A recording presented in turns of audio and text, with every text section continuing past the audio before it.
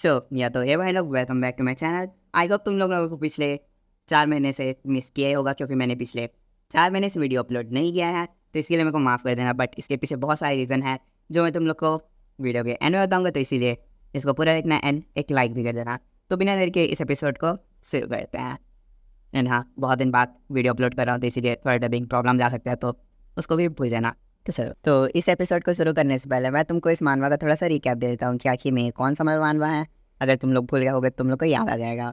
तो इस मानवा की शुरुआत में हमारा युआन गॉड्स की पावर लेकर के पास में आ जाता है, ताकि वो प्रेजेंट को चेंज कर सके और ऑटर गॉड को हरा सके। तो पिछले वाले एपिसोड में हम लोग ने देखा था कि हमारा युआन वुकोंग को पास के बारे में सारी बातों को बता देता है। एंड फिर वो वहाँ पर एडमिनिस्ट्रेटर को समन कर लेता है। एंड फिर एडमिनिस्ट्रेटर से एक मिशन लेता है, जिसको कंप्लीट करने के लिए युआन एज ऑफ वर्ल्ड में जाता है, जहाँ पर उसे पार्टनर पार्टी मिलती है। वो पार्टनर पार्टी के साथ मिल करके जंगल के अंदर के सारे मॉन्स्टर को मारने लगता है। एंड फिर इसी के साथ वहाँ पर कुछ दिन बीत जाते हैं। एंड कुछ दिनों बीतने के बाद वहाँ पर हेवनली डीमन कल का फिश लॉर्ड भी आ जाता है, जो कि वेलॉक को एक स्नेक से बचाता है। एंड फिर उसे क्वेश्चन पूछते हुए कहता है कि वेलॉक, आखिर में हमारे हेवनली डीमन कल के वॉइस लॉर्ड कहाँ पर है। तो इस क्वेश्चन को सुनकर के वेलॉक बहुत ज़्यादा हैरान हो जाता है एंड अपने मन में कुछ बातें करने लगता है। लेकिन फिर उसी समय फिश लॉर्ड उसके पीछे देख करके कहता है कि तो हमारे फिश लॉर्ड यहाँ हैं। उसके ऐसे कहते ही हम उसके सामने हमारे युआन को दिखाया जाता है। तो स्टोरी को हम लोग यहीं पर से कंटिन्यू करते हैं। तो इस एपिसोड की शुरुआत में हम युआन को देख पाते हैं, जो फिश लॉर्ड को देख करके उससे क्वेश्चन पूछते हुए कहता है कि फिश लॉर्ड, आखिर में तुम यहाँ पास कर क्या रहे हो। एंड मेरे ख्याल से मैंने तो तुमको यहाँ पास आने के लिए ऑर्डर नहीं दिया था।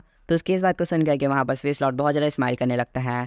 एंड फिर वो युआन को रिप्लाई देते हुए कहता है कि हाँ वॉइस लॉर्ड, ये आपका ऑर्डर नहीं था, ये ऑर्डर हेवनली डीमन का था। तो उसकी इन सारी बातों को सुनने के बाद युआन वहाँ पर कुछ नहीं कहता। लेकिन फिर उसी समय हम वहाँ पर वेलॉक को देख पाते हैं, तो इन सारी चीज़ों का ऐसा होता हुआ देख करके बहुत ज़्यादा हैरान हो जाता है। एंड फिर अपने मन में अपने आप से बातें करते हुए कहता है कि क्या युआन सही में डिमोनिक कल का वॉइस लॉर्ड है। वो ऐसा सोच ही रहा होता है कि उसी बीच वहाँ पर बहुत सारे पर्सन चल कर आने लगते हैं, जो कि वहाँ पर आने के बाद हमारे युआन के सामने झुक जाते हैं। एंड उसको ग्रीट करते हुए कहता है कि वॉइस लॉर्ड, हम आपको यहाँ पर ग्रीट कर रहे हैं। तो इन सारी चीज़ों का ऐसा होता हुआ देख करके युआन वापस हम लोग की ग्रीटिंग को एक्सेप्ट करता है। एंड अपने मन में अपने आप से बातें करते हुए कहता है कि ये जो टेस्ट है उसको मेरे को अपनी स्किल के द्वारा कंप्लीट करना है, इसलिए मैंने वुकोंग की हेल्प नहीं ली थी। क्योंकि अगर मैं वुकोंग की हेल्प लेता इस टेस्ट को कंप्लीट करने के लिए, तो ये चीज़ चीटिंग कहलाती। बट ये चीज़ बहुत ज़्यादा डिफरेंस है हेवनली डिमोनिक कल की हेल्प लेने से, क्योंकि मैं हेवनली डिमोनिक कल का वॉइस लॉर्ड होती, इसीलिए मैं उसके अंदर के बंदों को ऑर्डर दे सकता हूँ एंड उसकी पूरी पावर का यूज़ कर सकता हूँ। एंड अगर मैं हेवनली डिमोनिक कल की पावर का यूज़ कर रहा हूँ तो ये चीटिंग नहीं है, क्योंकि हेवनली डिमोनिक कल खुद मेरी ही पावर है, क्योंकि मैं उसका वॉइस लॉर्ड हूँ।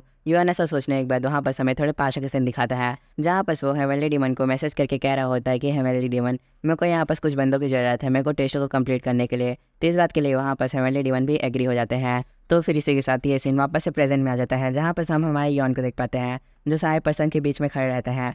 एंड फिर वो वहाँ पर थोड़ा चिल्ला करके सारे लोगों को ऑर्डर देते हुए कहता है कि मैं हेवनली डिमोनिक कल्ट के वॉइस लॉर्ड के रूप में सबको यहाँ पर ऑर्डर दे रहा हूँ कि हमारे हेवनली डिमोनिक कल्ट को अब से पार्टनर पार्टी की हेल्प करना है इस जगह को क्लियर करने के लिए। तो इस बात को सुन करके वहाँ पर हेवनली डिमोनिक कल्ट के सारे मेंबर्स रेडी हो जाते हैं। एंड फिर इसी के साथ ये जो सीन है वहीं पर कट जाता है। एंड फिर हमें कुछ दिनों बाद का सीन दिखाया जाता है, जहाँ बस हम हमारे युआन को देख पाते हैं। उसके हाथ में वहाँ पर उसके पास प्लेयर किट भी रहता है, जहाँ पर उसे बहुत सारे मैसेज आ रहे होते हैं। वो मैसेजेस मार्लिन के रहते हैं। मार्लिन उसे कह रहा होता है कि युआन, आखिर में तुमको एज ऑफ वर्ल्ड को कंप्लीट करने में और कितने दिन लगेंगे। तो इस बात के रिप्लाई में युआन उसे वहाँ पर कह देता है कि मेरे को एज ऑफ वर्ल्ड को कंप्लीट करने में बस कुछ ही दिन लगेंगे। तो इस बात को सुन करके मार्लिन उससे क्वेश्चन पूछते हुए कहता है कि युआन, मैंने तुम्हारे बारे में सुना है कि तुमने हेवनली डिमोनिक कल्ट की पावर का यूज़ किया है इस जगह को क्लियर करने के लिए। तो इसके रिप्लाई में युआन उसे कहता है कि हाँ, मैंने हेवनली डिमोनिक कल्ट की पावर का यूज़ किया है, क्योंकि अगर मैं इस जगह को पार्टनर पार्टी के साथ मिलकर के ही कंप्लीट करने का ट्राई करता तो मेरे को सही में इस जगह को कंप्लीट करने के लिए पूरे 2 से 3 साल लगते। तो इसी वजह के कारण मैंने यहाँ पर हेवनली डिमोनिक कल्ट की पावर का यूज़ किया। तो इन सारी बातों को सुन करके मार्लिन उसे कह देता है कि युआन, तुमने एकदम सही डिसीजन लिया था। एंड बाय द वे, जो हमारे किंगडम है उसके अंदर अभी भी बहुत ज़्यादा मैस है, एंड मेरे ख्याल से ये मैस अभी कुछ समय तक बना ही रहेगा। तो इन सारी बातों को सुनने के बाद युआन वापस कुछ नहीं कहता। एंड फिर इसी के साथ ये जो सीन है वहीं पर कट जाता है। फिर नेक्स्ट सीन में हम स्पीयर लॉर्ड को देख पाते हैं, जो कुछ मॉन्स्टर को ख़त्म कर देता है। तो इस चीज़ को देख कर कि युआन उसे ऑर्डर देते हुए कहता है कि स्पीयर लॉर्ड, सारे मॉन्स्टर को एक जगह लाओ। उसकी इस बात को सुनने के बाद स्पीयर लॉर्ड भी वहाँ पर सारे मॉन्स्टर को एक जगह ले आता है। एंड फिर युआन अपनी पावर का यूज़ करके वहाँ पर सारे मॉन्स्टर को ख़त्म कर देता है।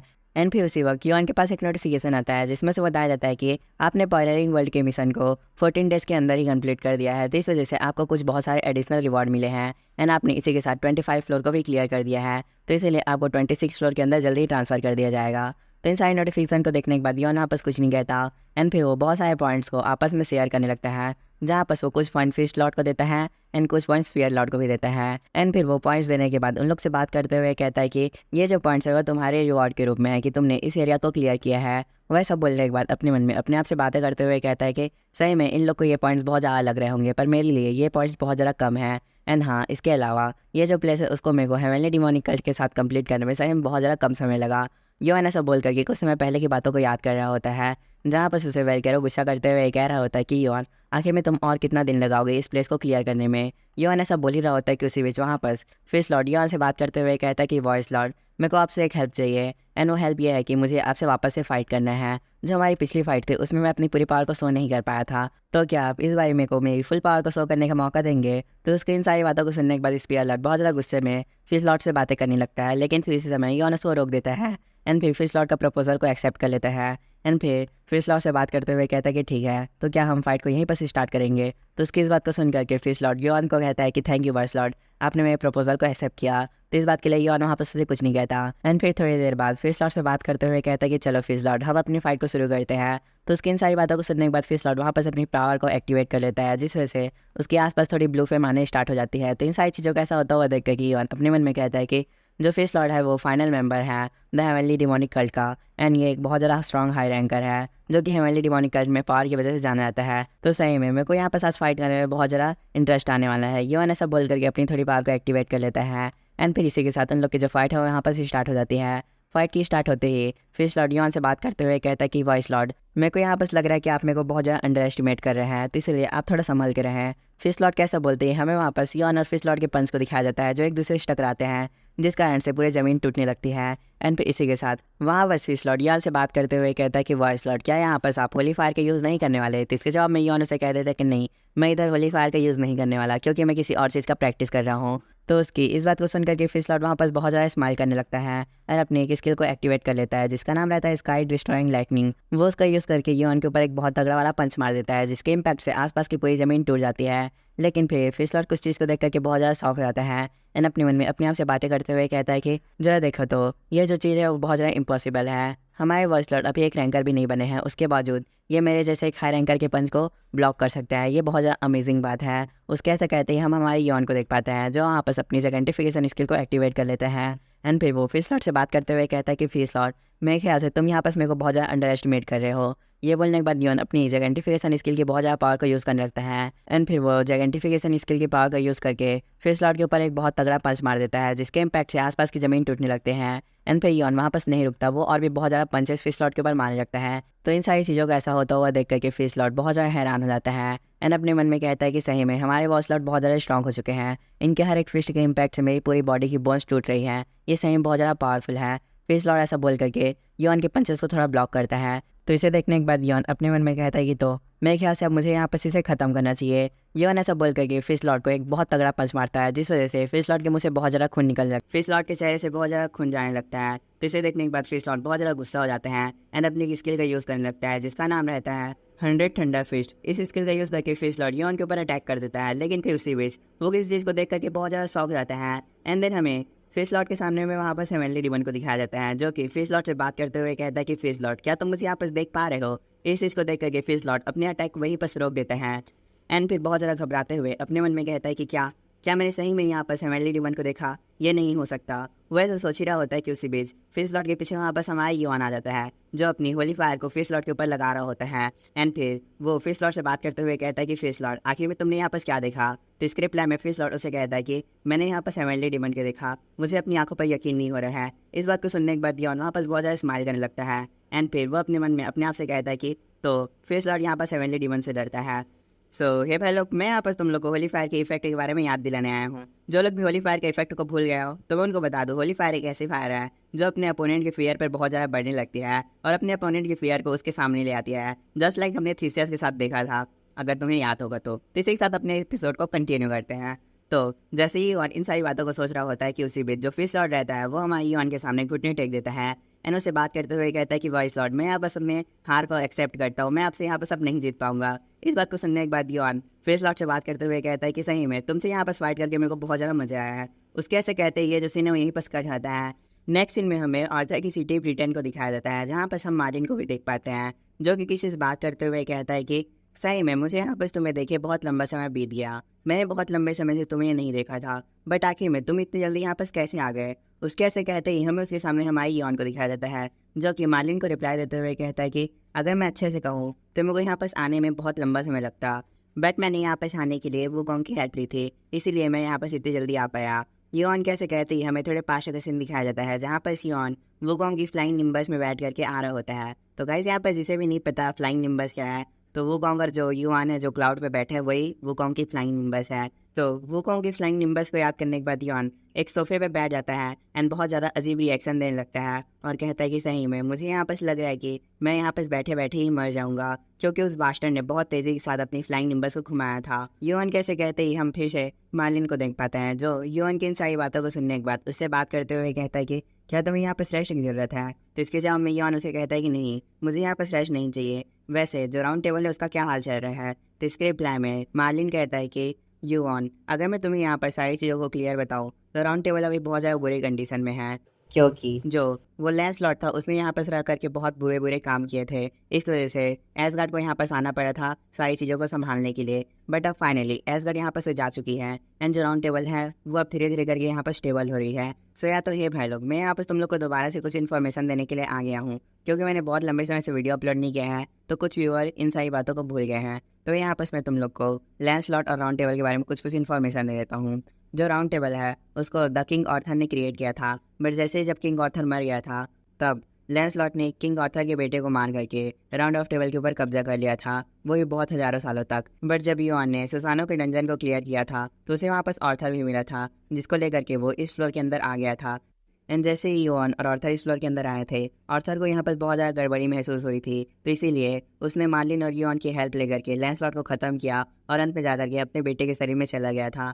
बट उसके अपने बेटे के शरीर में जाने से पहले जो ज्यूस है उसने पूरे ब्रिटेन के ऊपर एक थंडर वर्ल्ड गिरा दिया था युआन और इस पूरे ब्रिटेन को ख़त्म करने के लिए। बट युआन ने वहाँ पर वुकोंग को बुलाया था और उसकी हेल्प लेकर के जो ज्यूस का थंडर वर्ल्ड था उसे रोक लिया था, जिससे ब्रिटेन डिस्ट्रॉय होने से बच गया था। एंड देन इसके बाद जो एसगार्ड है वो भी यहाँ पर इन्वेस्टिगेशन के लिए आ गई थी कि आखिर में इन सारी चीज़ों में ओलंपस का कैसे हाथ है करके। तो गाइस यहाँ पर बीच में एक और चीज़ हुआ था, एंड वो जो था वो ये चीज़ है कि जो लैंसलॉट है उसके अंदर कोई आउटर गॉड था, जिसको जो हमारे एग है उसने खा लिया था, जिसकी वजह से उसका जो हैचिंग रेट है वो भी बहुत ज़्यादा इंक्रीज़ हो गया था। सो आई होप तुम लोग को यहाँ पर जितनी भी सारी पास की चीज़ें हैं वो अब याद आ गई होंगी। तो अब चलते हैं अपनी स्टोरी की तरफ। तो मार्लिन जैसे ही योन को करेंट राउंड ऑफ टेबल की सिचुएशन के बारे में बता देता है, तो वहाँ बस योन मार्लिन की बातों को सुनने के बाद उसे कहता है कि तो चलो फाइनली अब राउंड ऑफ टेबल की सिचुएशन धीरे धीरे कर नॉर्मल हो ही रही है। योन कैसे कहते ही हम दोबारा से मार्लिन को देख पाते हैं, जो योन की बातों को सुनने के बाद थोड़ा स्माइल करने लगता है और अपने हाथों की इस चीज़ को बाहर निकालते हुए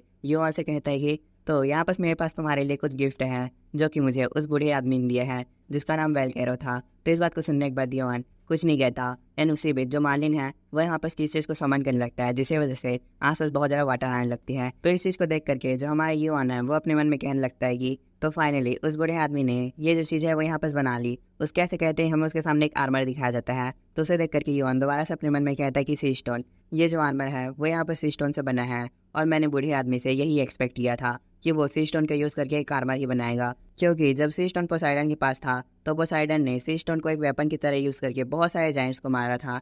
तो इसीलिए मुझे वेलकेरो से यही उम्मीद थी कि वो यहाँ पर सी स्टोन का एक आर्मर ही बनाएगा। सो हे गाइस, मैं दोबारा से आ चुका हूँ, हाँ मैं एक बार और आ चुका हूँ। चलो तो कुछ पास्ट में फिर से चलते हैं। तो मैं तुम्हें इस बारी फर्स्ट जगेंटो मैसी के बारे में याद दिलाऊंगा। तो जो फर्स्ट जगेंटो मैसी थी उससे पहले जो वेलकेरो है वो ओलंपस के लिए बहुत सारे वेपन बनाया करता था। एंड देन जैसे ही जगेंटो मैसी स्टार्ट हुई थी तो ओलंपस ने जायंट्स को धोखा दे दिया था और उन्हें पूरी तरीके से ख़त्म करने का ट्राई किया था, वो भी वेलकेरो का वेपन यूज़ करके। बट जो वेलकेरो था वो जायंट्स के बहुत ज़्यादा क्लोज था, इसीलिए वो नहीं चाहता था कि सारे जायंट्स मरे। बट उसी के ही वेपन से जब सारे जायंट्स मरने लगे तो उसे इस बात का बहुत ज़्यादा गिल्ट हुआ और उसने जो ओलंपस है उसे पूरी तरीके से छोड़ दिया था। एंड हाँ, यहाँ पर एक और बात है, और वो ये है कि फर्स्ट जगेंटो मैसी के अंदर सबसे ज़्यादा जायंट्स तो हरकुलिस ने मारे थे। ये जो बात है वो स्टोरी में बहुत ज़्यादा आगे जाकर के इंपॉर्टेंट होने वाली है जब हरकुलिस इस स्टोरी में आएगा तब। बट यहाँ पर जो सबसे ज़्यादा इंपॉर्टेंट बात है वो ये है कि हरकुलिस के बाद सबसे ज़्यादा यहाँ पर जो जाइंट्स हैं उनको पोसाइडन ने मारा था, वो भी सी स्टोन का यूज़ करके। तो इसीलिए यहाँ पर वेलकेरो सी स्टोन की पावर से बहुत ज़्यादा डरता है, एंड इसीलिए उसने यहाँ पर सी स्टोन का यूज़ करके योन के लिए वेपन नहीं बनाया जबकि एक आर्मर बनाया। तो इस इन्फॉर्मेशन के साथ अब हम लोग दोबारा से अपनी जो स्टोरी है उसको कंटिन्यू करते हैं। तो जो ये आर्मर है उसे देख कर के युआन वापस से वेलकैरो के बारे में सोचने लगता है। एंड देन फिर थोड़ी देर बाद वो उस आर्मर को पहन लेता है। तो इसे देख करके जो मार्लिन है वो युआन को कहता है कि जरा देखो तो तुमने यहाँ पर से 1 सेकंड भी नहीं लगाया और इस आर्मर को पहन लिया। तो इस बात के जवाब में युआन उसे कहता है कि ये जो आर्मर है वो में एकदम परफेक्ट फिट हो रहा है। ये बोलने के बाद युआन वहाँ पर उस आर्मर की थोड़ी पावर को यूज़ करने लगता है और कहता है कि ये जो आर्मर है वो बहुत ज़्यादा लाइट वेटेड है और बहुत ज़्यादा स्ट्रॉन्ग लग रहा है। युआन कैसे कहते ही वहाँ पर वो जो आर्मर है उसकी स्टेटस विंडो ओपन हो जाती है, जहाँ पर हमें इस आर्मर का नेम पता चलता है जिसका नाम रहता है ट्रायंगल। और गाइज यहाँ पर मैं अगर गलत प्रोनाउंस कर रहा हूँ तो देख लेना। तो ये जो आर्मर है वो अपने यूज़र को हमेशा किसी भी हार्मफुल फोर्स से प्रोटेक्ट करता है। एंड इसका यूज़ करने से जो इसका यूज़र है वो उसी के ऊपर कंट्रोल पा सकता है और उसी को समन भी कर सकता है। तो फिर जैसे ही हमें इस आर्मर के बारे में पता चलता है हम दोबारा से वहाँ पर युआन को देख पाते हैं जो कि अपनी स्वॉर्ड को बाहर निकाल देता है। तो इसे देख करके मार्लिन थोड़ा हैरान हो जाता है, लेकिन फिर उसी बीच जो युआन है वो अपने हाथ पर उस स्वॉर्ड से स्टैप करने लगता है, जिसे देख करके मार्लिन चिल्लाता है और कहता है कि आखिर तुम यहाँ पर करना क्या चाहते हो। तो मार्लिन की इस बात को सुनने के बाद युआन वहाँ पर मार्लिन को कुछ रिप्लाई नहीं देता और अपने हाथ पर अपने स्वॉर्ड से एक स्ट्राइक कर देता है, जिसे देख करके जो मार्लिन है वो वापस से हैरान हो जाता है। लेकिन वो जो स्ट्राइक है उससे युआन को कुछ नहीं होता, क्योंकि वो जो आर्मर है उसके ऊपर एक वाटर प्रोटेक्शन आ जाती है जिसकी वजह से युआन का हाथ नहीं कटता। तो इस चीज़ को देख करके मार्लिन युआन से बात करते हुए कहता है कि युआन, क्या तुमने अपना दिमाग मोशन सिकनेस की वजह से खो दिया है? अगर तुम ऐसे ही करते रहे तो जो तुम्हारा हाथ है वो बहुत जल्दी ही कट जाएगा। तो इस बात को सुनने के बाद युआन वहाँ पर बहुत ज़्यादा हंसने लगता है और हंस करके मार्लिन से बात करते हुए कहता है कि मैं तो यहाँ पर बस ये जो आर्मर है उसको चेक कर रहा था, और वैसे भी इतनी जल्दी मेरा हाथ यहाँ पर नहीं कटने वाला, क्योंकि ये जो आर्मर है वो पूरी तरीके से एडवेंटियम से बना हुआ है और इसके ऊपर सी स्टोन भी इसके अंदर लगा हुआ है। तो युआन की इस बात को सुनने के बाद मार्लिन थोड़ा परेशान हो जाता है और अपने मन में कहता है कि सही में आजकल के जो बच्चे हैं उनको प्रिडिक्ट करना बहुत ज़्यादा मुश्किल है। उसके ऐसा कहते ही हम दोबारा से हमारे युआन को देख पाते हैं जो कि अपने मन में कहने लगता है कि सही में ये जो एडवेंटियम है उसको कट करना बहुत ज़्यादा मुश्किल है। ये बोलने के बाद युआन थोड़ा शांत हो जाता है एंड फिर कहता है कि तो चलो ये जो सी स्टोन है उसकी रियल पावर को हम लोग यहाँ पर ट्राई करते हैं।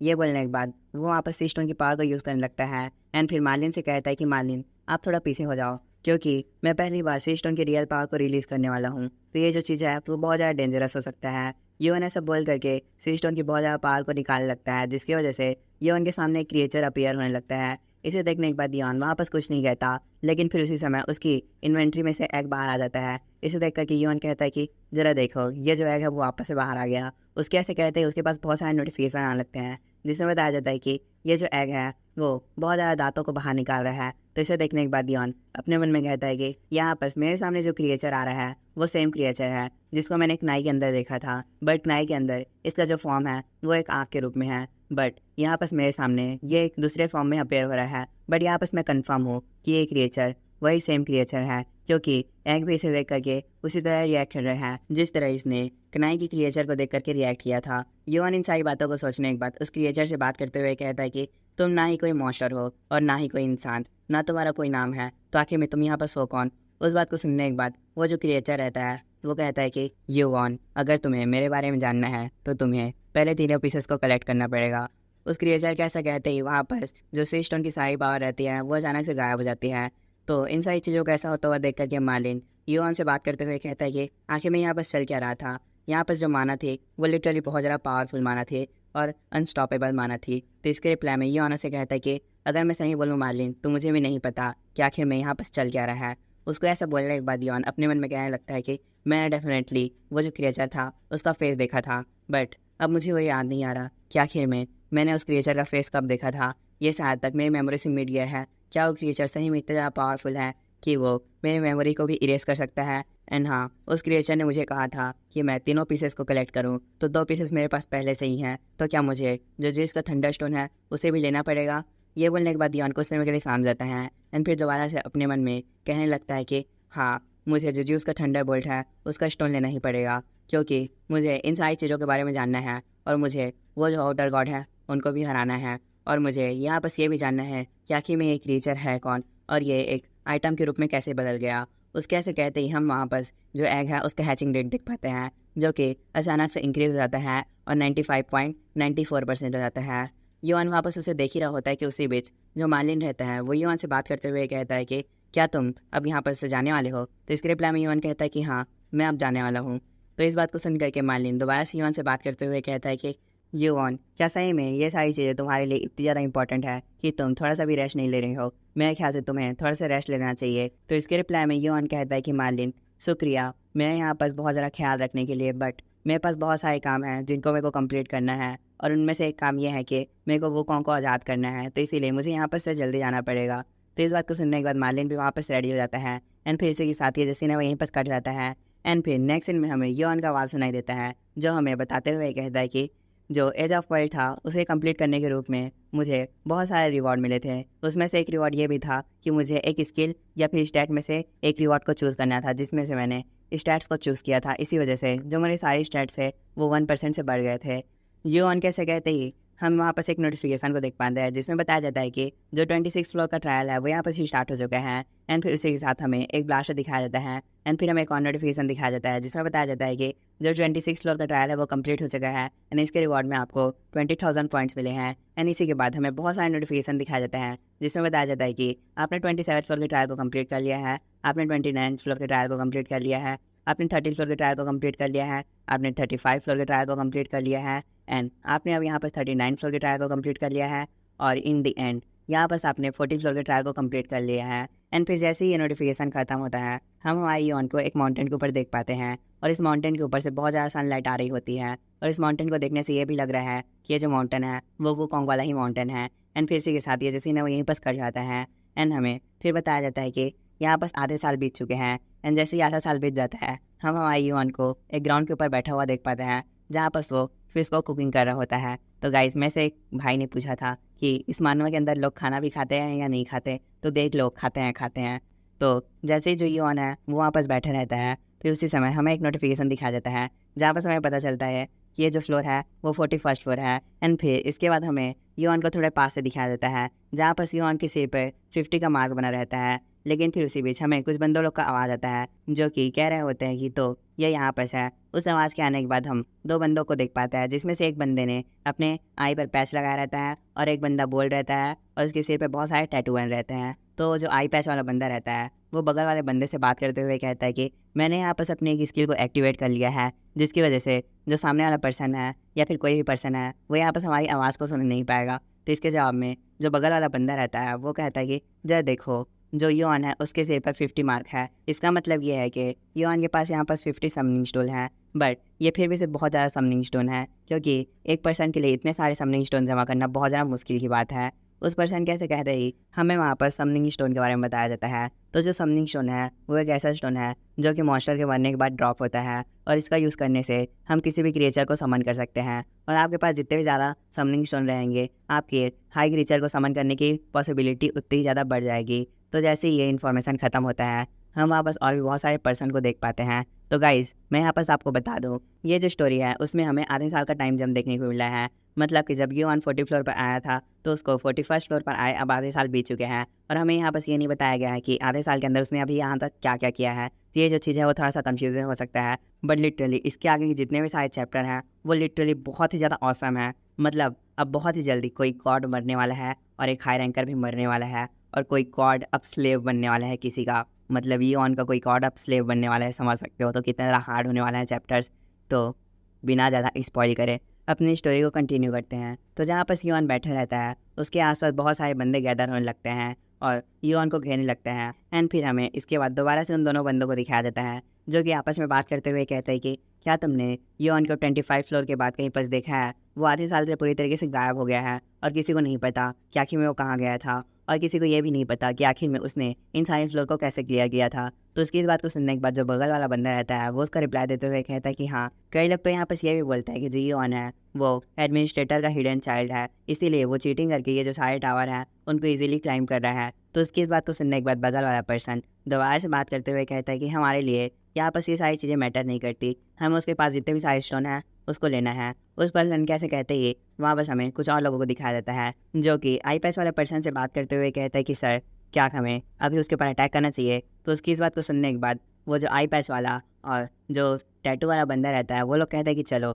अब हम उसके ऊपर अटैक करते हैं। ये बोलने के बाद वो सारे लोग युआन के ऊपर अटैक कर देते हैं। तो इस चीज़ को नोटिस करने के बाद युआन जैसे ही पीछे पलटता है तो जो आई पैच वाला बंदा रहता है वो लिटरली बहुत ज़्यादा शॉक हो जाता है। एंड फिर जैसे ही वो सामने देखता है वो वापस युआन को देख पाता है, जिसके सिर के ऊपर जो क्रिस्टल की संख्या रहती है वो 817 हो जाती है। तो इस चीज़ को देखने के बाद आई पैच वाला बंदा और भी बहुत ज़्यादा शॉक हो जाता है एंड कहता है कि नहीं, ऐसा नहीं हो सकता। 800, उसके पास तो बस 50 थे, तो अचानक से उसके पास 800 कैसे हो गए। वो ऐसा सोच ही रहा होता है कि उसी बीच युआन अपनी होली फायर को एक्टिवेट कर लेता है और उन लोग के ऊपर अटैक कर देता है एंड फिर हमें वहाँ पर बस चिल्लाने की आवाज़ सुनाई देती है एंड फिर इसके थोड़ी देर बाद हम दोबारा से युआन को देख पाते हैं, जिसके पास अब टोटल 1020 समनिंग स्टोन हो चुके रहते हैं। तो इस चीज़ को देखने के बाद युआन अपने मन में अपने आप से बातें करते हुए कहता है कि ज़रा देखो तो, ये लोग मेरे ऊपर अटैक कर रहे थे बट इनको पता नहीं है कि आखिर में ये सही में किससे पंगा ले रहे थे। ये बोलने के बाद युआन कुछ समय के लिए शांत जाता है एंड फिर दोबारा से अपनी बात को कंटिन्यू करते हुए कहता है कि सही में मुझे इस फ्लोर में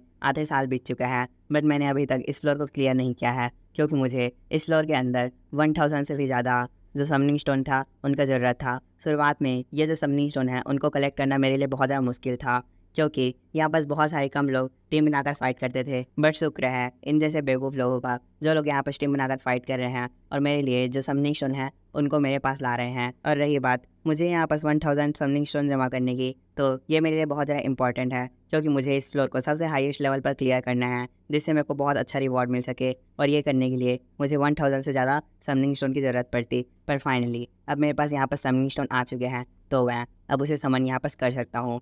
ये बोलने के बाद युआन वापस अपने समनिंग स्टोन का यूज़ करने लगता है, जिस वजह से उसके पास एक नोटिफिकेशन आता है जिसमें उसे पूछा जाता है कि आप यहाँ पर अपने कितने समनिंग स्टोन का यूज़ करना चाहते हो। तो इसके रिप्लाई में युआन कह देता है कि मैं सारे समनिंग स्टोन का यूज़ करूँगा। उसके ऐसे कहते हैं जो सारे समनिंग स्टोन हैं वो चमकने लगते हैं और उसके पास एक नोटिफिकेशन आता है जिसमें उसे बताया जाता है कि आपने इस ट्रायल में 1020 समनिंग स्टोन का यूज़ किया है, जिस वजह से यहाँ पर जो डीमन किंग डियाब्लो है वो समन हो रहा है। जैसे ही ये नोटिफिकेशन ख़त्म होता है वहाँ पर बहुत सारी जो ब्लड है वो इकट्ठा होने लगती है। तो इस चीज़ को देख कर कि युआन थोड़ा हैरान हो जाता है और कहता है कि सही में ये जो एडमिनिस्ट्रेटर है वो लोग बहुत ज़्यादा बेकार है। उन लोग ने 41st फ्लोर के बॉस मास्टर के रूप में डियाब्लो को चुना है, जो कि डीमन गिल्ड का सबसे टॉप हाई रैंकर है और उससे ज़्यादा पावरफुल कोई डीमन गिल्ड में है ही नहीं, और वो वर्ल्ड के टॉप हाई रैंकर लिस्ट में भी बहुत अच्छे रैंक पर आता है। मेरे को लिटरली यहाँ पर समझ नहीं आ रहा कि एडमिनिस्ट्रेटर लोग क्या सोच करके जो डियाब्लो है उसको 41st फ्लोर के बॉस मास्टर के रूप में सिलेक्ट किए हैं। युआन कैसे कहते ही हमें वहाँ पर एक बहुत ज़्यादा भारी आवाज़ सुनाई देती है, जो कि कहता है कि मैं यहाँ पर बहुत लंबे समय से सो रहा था, आखिर में किसकी हिम्मत हुई मेरे को जगाने की, और मैंने सही में ये एक्सपेक्ट नहीं किया था कि कोई क्रेजी बास्टर्ड 1000 समनिंग स्टोन जमा कर लेगा मुझे समन करने के लिए। तो क्या तुम्हें पता है कि आखिर में मैं कौन हूँ। वहाँ पर तो जो भारी आवाज़ है वो जैसे ही ख़त्म होता है उसी समय हमें युआन के सामने एक बहुत बड़े क्रिएचर को दिखाया जाता है, जिसकी इन सारी बातों को सुनने के बाद युआन उसको रिप्लाई देते हुए कहता है कि हाँ मुझे पता है तुम डियाब्लो हो। तो उसकी इस बात को सुन करके वो जो क्रिएचर रहता है वो कहता है कि हो ज़रा देखो, तुम्हें यहाँ पास पता है कि ये मैं हूँ, फिर भी तुमने मुझे डिस्टर्ब किया। तो इस बात को सुनने के बाद युआन अपनी मिडनाइट रिचुअल को बाहर निकाल लेता है एंड देन डियाब्लो से कहता है कि ये बहुत ज़्यादा ऑब्वियस है, तुम 41st फ्लोर के बॉस मॉर्शर हो, तो मुझे तुम्हें पॉइंट्स के लिए यहाँ पास मारना ही पड़ेगा। ये बोलने के बाद वो फाइट करने के लिए रेडी हो जाता है। तो इन सारी बातों को सुनकर के डियाब्लो बहुत ज़्यादा गुस्सा हो जाता है और युआन को बहुत ज़्यादा भारी आवाज़ में कहता है कि क्या तुम्हें पता भी है कि आखिर में तुमने अभी किससे चैलेंज किया है। मैं तुम्हारी जितनी भी बोन्स हैं उनको पूरी तरीके से एसएस में कन्वर्ट कर दूंगा। ये बोल करके डियाब्लो अपनी बहुत ज़्यादा ऑरा को रिलीज़ करने लगता है एंड देन इसी के बाद युआन के पास एक नोटिफिकेशन आता है जिसमें उसे बताया जाता है कि आपको डीमन किंग डियाब्लो को यहाँ पर डिफीट करना पड़ेगा। एंड जैसे ये नोटिफिकेशन खत्म होता है हम हमारे युआन को देख पाते हैं, जो कि अपनी मिडनाइट रिचुअल के ऊपर होली फायर को लगा देता है एंड जो डीमन किंग रहता है उसके ऊपर अटैक कर देता है, जिसके कारण से वहाँ पर युआन के पास एक नोटिफिकेशन आता है जिसमें उसे बताया जाता है कि आपने सक्सेसफुली डीमन किंग के ऑरा को रजिस्टर कर लिया है। तो इस चीज़ को देखने के बाद युआन तुरंत वापस अपनी ग्नाई का यूज़ करके उसके अंदर से थंडरबोल्ट शूट कर लेता है डीमन किंग के ऊपर एंड वहाँ पर इस वजह से बहुत बड़ा ब्लास्ट होता है, जिसे देख कर युआन कहता है कि क्या इसने काम किया। वैसा बोल ही रहा होता है कि उसी बीच डियाब्लो का हाथ आकर के होली फायर को चीर देता है और युआन के ऊपर एक अटैक कर देता है, जिससे आसपास बहुत ज़्यादा तबाही मचने लगती है। एंड देन फिर हमें डियाब्लो को दिखाया जाता है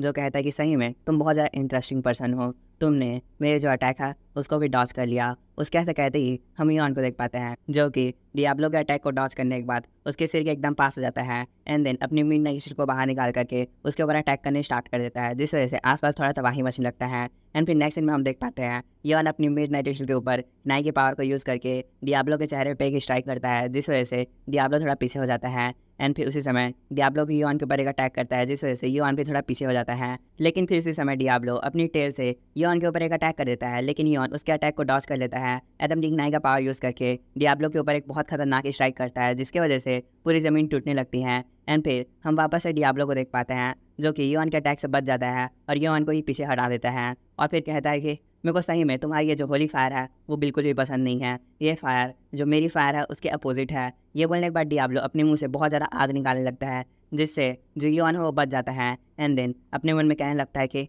जरा देखो, जो मेरी होली फायर है वो उसके ऊपर यहाँ पर इफेक्ट नहीं कर पा रही है। भले ही ये डीमन किंग को थोड़ा सा कमज़ोर तो कर रही है, बट ये उतना ज़्यादा इफेक्टिव नहीं है, क्योंकि डीमन किंग की जो मेंटल स्ट्रेंथ है वो लिटरली बहुत ज़्यादा खतरनाक है। योआन कैसे कहने के बाद हम दोबारा से डियाब्लो को देख पाते हैं, जो कि बहुत ज़्यादा गुस्से में अपने मुंह से एक बहुत बड़ी फायर बल बना करके योआन की तरफ शूट कर देता है। एंड देन फिर वो आसपास देखने लगता है और कहता है कि आखिर में तुम छोटे कीड़े कहाँ छुप गए हो? अगर तुम्हें फ़ाइट करना है तो आकर के सामने सामने फ़ाइट करो ना। उसके ऐसे कहने के बाद हम दोबारा से हमारे योआन को देख पाते हैं, जो कि अपनी स्काई स्टेप्स स्किल का यूज़ करके आसमान में चला जाता है। एंड वहाँ पर जाने के बाद वो अपनी ठंडा बॉल का यूज़ करने लगता है और अपने मन में कहता है कि मेरे को पता है मेरी होली फायर उसके ऊपर अच्छे तरीके से इफेक्टिव नहीं है, तो इसीलिए मेरे पास अब बस यही अटैक बचा है उसको ख़त्म करने के लिए। ये बोलने के बाद योआन अपनी ठंडा बॉल की 100% पावर को यूज़ करके डियाब्लो के ऊपर स्ट्राइक कर देता है। तो इसे देख करके जो डियाब्लो है वो भी अपनी फायर बॉल से योआन की तरफ स्ट्राइक कर देता है। एंड जैसे ही इन दोनों के अटैक आपस में टकराते हैं, आसपास बहुत ज़्यादा बड़े बड़े ब्लास्ट होने लगते हैं। एंड फिर हम डियाब्लो की आवाज़ सुन पाते हैं, जो कि योआन को देखते हुए कह रहा होता है कि मैंने कभी भी नहीं सोचा था कि ये कीड़ा मेरे ऊपर डायरेक्ट अटैक करेगा, बट मुझे इसके अटैक से कुछ नहीं होने वाला। वह सब बोल ही रहा होता है कि उसी बीच हम दोबारा से योआन को देख पाते हैं, जो कि डियाब्लो के ऊपर अटैक करने के लिए अपनी आइडेंटिफिकेशन स्किल को ऑन कर लेता है। तो इस चीज़ को देख करके डियाब्लो थोड़ा हैरान हो जाता है और कहता है कि नहीं, ये नहीं हो सकता, इसका अटैक सही बहुत ज़्यादा पावरफुल है। वह सब बोल ही रहा होता है कि उसी बीच योआन डियाब्लो की बॉडी से उसके हाथ को काट देता है। तो इस चीज़ को देख करके डियाब्लो लिटरली बहुत ज़्यादा गुस्सा हो जाता है और योआन को गाली देते हुए कहता है कि बास्टर्ड, मैं तुम्हें यहाँ पास नहीं छोड़ूंगा। ये बोलने के बाद डियाब्लो योआन के ऊपर एक और फायर बॉल से अटैक कर देता है, जिस वजह से वहाँ पास एक बहुत बड़ा ब्लास्ट होता है। एंड जैसे ही ब्लास्ट खत्म होता है, हम वहाँ पास योआन को देख पाते हैं, जो कि डियाब्लो के अटैक से बच जाता है और डियाब्लो के ऊपर अपनी किनारे से अटैक करने वाला रहता है। इसे देख करके डियाब्लो योआन को कहता है कि योआन, अगर मैं सही बोलूँ तो मैं तुम्हारी पावर को देख करके बहुत ज़्यादा सरप्राइज़ हो गया हूँ और तुमसे बहुत ज़्यादा इंप्रेस हो गया हूँ। आज तक कोई ऐसा प्लेयर नहीं है जो मेरे को डायरेक्ट टक्कर दे पाया हो, पर तुम सबसे अलग हो। तो इसीलिए मैं तुम्हें यहाँ पर एक ऑफ़र दे रहा हूँ, क्या तुम मेरी डीमन गिल्ड को ज्वाइन करोगे? और अगर तुम मेरी डीमन गिल्ड को ज्वाइन कर लेते हो तो मैं तुम्हें एक बहुत अच्छे पोजीशन दूंगा। तो इस बात को सुनने के बाद योआन डियाब्लो को रिप्लाई देते हुए कहता है कि मैं एक ह्यूमन हूँ, तो आखिर में मैं तुम्हारी डिमोनिक गिल्ड को कैसे ज्वाइन कर सकता हूँ? तुम्हारे डीमन मुझे एक्सेप्ट नहीं करेंगे। तो इसके रिप्लाई में डियाब्लो योआन को कहता है कि नहीं, तुम पूरे तरीके से ह्यूमन नहीं हो, मैंने तुम्हारे अंदर डिमोनिक एनर्जी को भी फील किया है, तो इसीलिए तुम एक ह्यूमन बनना डिज़र्व नहीं करते, तुम एक डीमन किंग बनना डिज़र्व करते हो। तो इस बात को सुनने के बाद जो योआन है वो बहुत ज़्यादा शॉक हो जाता है एंड अपने मन में अपने आप से बातें करते हुए कहता है कि मैंने ये एक्सपेक्ट नहीं किया था कि डियाब्लो मेरे अंदर डिमोनिक एनर्जी को फील कर पाएगा, और ये जो ऑफ़र मेरे को दे रहा है वो सही में बहुत ज़्यादा अजीब ऑफ़र है, क्योंकि आज तक किसी भी डीमन ने ह्यूमंस को अपनी गिल्ड में एक्सेप्ट नहीं किया है। ये बातें सोचने के बाद योआन कुछ समय के लिए शांत जाता है। हे भाई लोग, मैं दोबारा से आ चुका हूँ यहाँ पर तुम लोग को किसी चीज़ के बारे में याद दिलाने के लिए। तो अगर तुम लोग भूले नहीं हो तो जब मेमोस के साथ योआन सफ़र कर रहा था तो उस समय उसने किसी फ्लोर के अंदर 20 डिमोनिक पॉइंट को ऑब्टेन किया था, जिस वजह से उसकी माना ब्लास्ट का कलर चेंज हो गया था और उसकी पावर बहुत ज़्यादा बढ़ गई थी। तो इस इन्फॉर्मेशन के साथ हम दोबारा से अपनी स्टोरी कंटिन्यू करते हैं।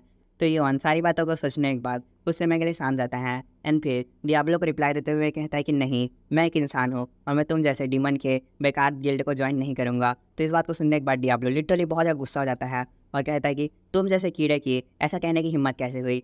वो ऐसा बोल ही रहा होता है कि उसी बीच योआन डियाब्लो के ऊपर अटैक कर देता है। तो वहाँ पर डियाब्लो ख़त्म होते होते योआन को कहता है कि जरा देखो, तुम सही में बहुत ज़्यादा पावरफुल हो, तो मैं उम्मीद करता हूँ कि जब हम लोग नेक्स्ट टाइम मिलेंगे तब तक तुम जिंदा रहोगे, क्योंकि मैं तुम्हें अपने हाथों से मारना चाहता हूँ। तो जल्दी से तुम अपर फ्लोर पर आओ जिससे मैं तुम्हें मार पाऊँ। डियाब्लो कैसे कहते ही वहाँ पर एक बहुत बड़ा ब्लास्ट होता है, जिस वजह से आसपास की पूरी ज़मीन टूट जाती है। एंड देन हमें एक नोटिफिकेशन दिखाया जाता है जिसमें हमें बताया जाता है कि जो डीमन किंग डियाब्लो है वो यहाँ पर मर गया है। एंड जैसे ही नोटिफिकेशन खत्म होता है, योआन के पास बहुत सारे नोटिफिकेशन आने लगते हैं जिसमें उसे बहुत सारे पॉइंट्स मिल रहे होते हैं। एंड देन फिर एक और नोटिफिकेशन आता है जिसमें उसे बताया जाता है कि आपने डीमन किंग डियाब्लो को मारा है, इसलिए आपको डियाब्लो हॉर्न ऑब्टेन हुआ है। एंड देन फिर हमें डियाब्लो हॉर्न के बारे में बताया जाता है। डियाब्लोस हॉर्न एक प्रकार का ब्लेसिंग है डीमन किंग डियाब्लो के द्वारा, जो कि अपनी यूज़र को ये पावर देता है कि वो अपने हिसाब से किसी भी डीमन का एक फेवर गेन कर सकता है, मतलब डीमन से हेल्प ले सकता है। एंड फिर इसी के साथ ये जो नोटिफिकेशन है वो यहीं बस खत्म हो जाता है। लेकिन फिर उसी वक्त यूऑन के पास 2 और नोटिफिकेशन आते हैं, जिसके पहले नोटिफिकेशन में बताया जाता है कि आपने यहाँ पर 20 डिमोनिक एनर्जी गेन की है, जिस वजह से आपकी डीमन एनर्जी अब टोटल 40 हो गई है।